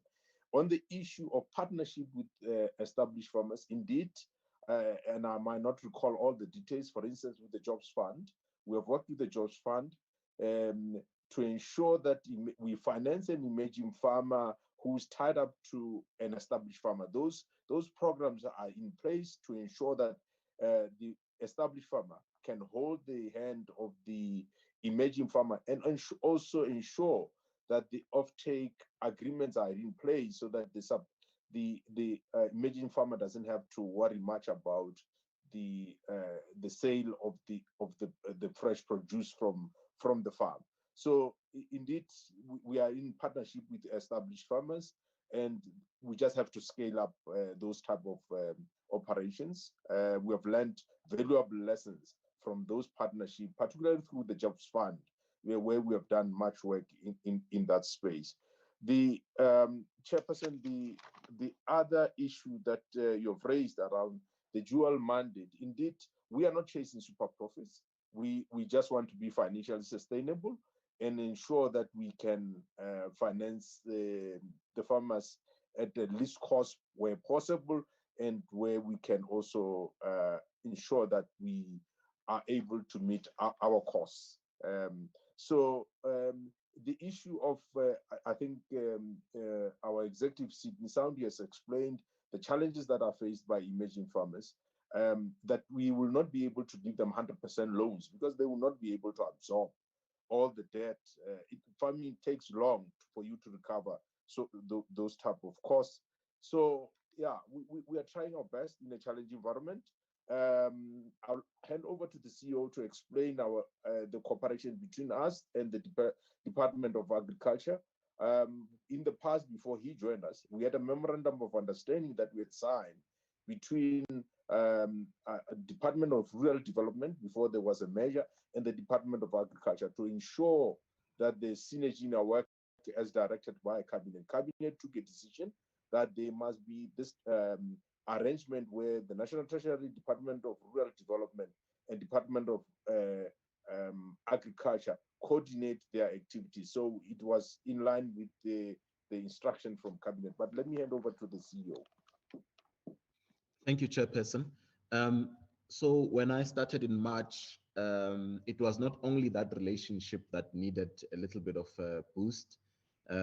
It's also the provincial relationships. Can you put your video on if you can? It's only if your video sort of distorts your audio that you should keep the video off. These are instructions. Look, I don't feel strongly about it, my brother. It's ICT people that harass us. It's being cast on TV, but at the end of the day, it depends on what you say. Does it really matter how you look? I mean, I think it's trivial, really. But, you know, the ICT people, they are bosses now. That's another reason I'd like COVID to go, you know? Because really, I mean, how does it matter? What does it matter how you dress, quite frankly, or how you look? I mean, you know, I've already seen you. You look exactly the same as I saw you, 10 minutes ago, 45 minutes, but people get heated up here. You will see. So I don't care about it, but hey, I'm just a mere chairperson here. The bosses get upset. Okay. Actually, it's good not to have your video, then I'm focusing on your words. But there you are. You know what? As I said, my bosses don't like it. Put your video on, my friend. Okay, thank you. Thank you, Chairperson. The video is on. I'll try and manage between that and the audio. So what I was saying was that the relationships needed work from a provincial up to the national department. What we have done now is built a lot closer working relationship with the DG. I have fortnightly meetings with DG Mdu Shabane, where we basically looking for synergies between the two, the entity and the department. We have at least challenged each other that if they are going to be supporting the sector as a policy driver, the Land Bank must be an implementing agent. But there has been a tried and tested product or solution which the department was extremely unhappy about. And my role in the past couple of months has been to get us out of that mud and move us into a space of collaboration. So where we are now, we have discussed issues around the offtakes and how the department and the Land Bank can support each other in making sure that we push the right level of development. The money that is sitting with the Land Bank from the department is spent or repurposed to be spent appropriately. We collaborated well around the issues, the money from the COVID fund, and we account to them as soon as those monies have been utilized. So we view them as a policy driver, and we want us as Land Bank to be the implementers of their policy decisions. And we believe that approach will assist the Land Bank in doing or delivering on its mandate, having implemented the policies of the department. So the relationship is a lot more cordial. Obviously, there are past issues that we are fixing, but we're working well together as of now. Thank you, Chair. Okay. Yeah, yes, go ahead, please. There's a question, and I'm following what's written on the chart from I Honorable. was about to do exactly that. Yeah, just ignore Dikuledi Maslangu, right? She's very rude to me always about my dress sense or whatever, right? That's the problem, Arthur, not to have a good friend in the ANC side, because then they get licentious, they just say what they want. So just ignore Dikuledi, focus on the others, yeah. Ms. Bukhari did a response to her as well, yeah. Okay.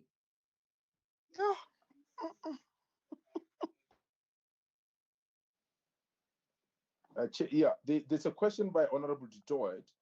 Basically, the question is when does the Land Bank expect to be or anticipate to be in a positive financial position? I'll ask the CEO to respond to that. There are losses that we have suffered, and there will be some in the next few years, coming 2 years, but we expect to turn around the corner possibly in the third or fourth year. But I'll ask the CEO to respond to the question by Honorable Dutoit. Chair, you are correct. You've covered it. Just 1 second. While we're at it, just to facilitate a quick processing, there's something here from Mr. Dennis, right? A nice analysis, Ms. Mukari. Treasury must therefore give clarity on the mandate and whether the 60-40 aspirational split is supported. Treasury, can you respond to that? Anything else you want to respond to? Earlier, he asked, right, it does, would a bonds issue be a better option? How does the funding mix look? And then, yeah, so then we go to, yeah, that's it for now. I don't see any other question. Yes, thank you. Yeah, okay, there's no other question. Thanks. Go ahead. Yes.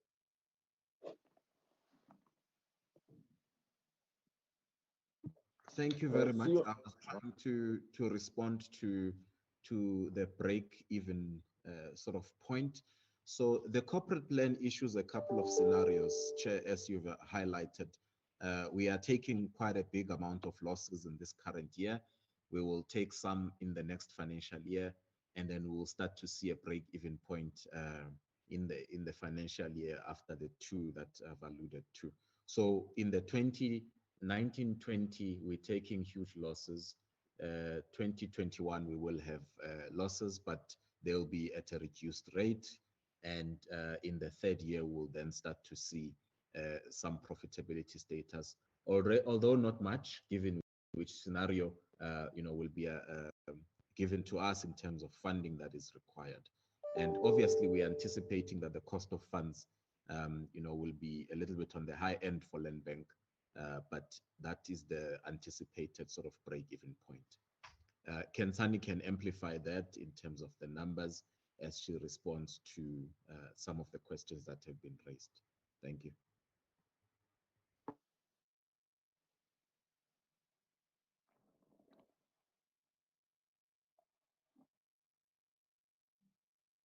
Kensani. Thank you, Chair. I'm still checking which questions. There's a question. Let me just read it to you from the chat. It's nice analysis, Ms. Mukari. Treasury, no, not that one. It's would a bonds issue be a better option? How does the funding mix look? Yeah. Okay. So thank you, Chair. In terms of the current funding mix, so Land Bank does have a DMTN program, domestic medium-term note program, which is registered with the JSE.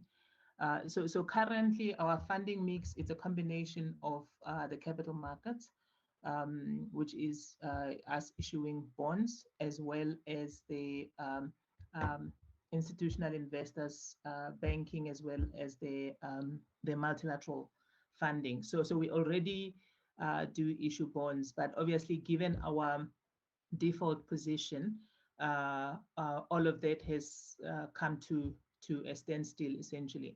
And part of the proposed liability solution in terms of us addressing the challenges that we're currently facing is basically to continue with the bonds issue. So we do issue bonds currently.